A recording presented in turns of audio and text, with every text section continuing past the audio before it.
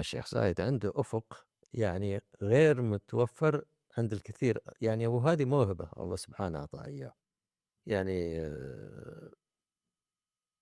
أولها أبو ظبي، يعني أبو ظبي يعني كانت يعني إنه كيف أنت تبني من شو اسمه الرمال اللي ممكن في يوم من الأيام المياه تغطيها. قالوا ما أنا بجيب لها رمال هنا، وأنا أنا بدفن البلد هذه والمياه ما راح تقط. قالوا طيب كيف؟ قال بتشوفون كيف.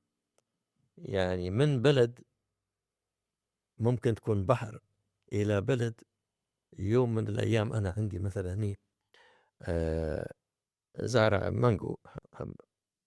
أخذت لي في المجلس عدة كراتين، قلت له طال عمرك هذه من البلد اللي كان ممكن قالوا لك انها بتكون بحر. قلت شوف ما شاء الله شو انتاجها. قال شوفوا. فإنسان عنده فيجن، عنده يعني نظرة للمستقبل. لما كنت في جنيف، هذا كان اللقاء الأول يعني عن شو هواياتك الشعرية ومنو تفضل. قلت له يعني أبو القاسم الشابي يعني هذه قصيدة وطنية وكذا. قال لي ليش ما تدرس المتنبي، لأنه هو المتنبي هو أبو الشعراء. قلت له حاضر.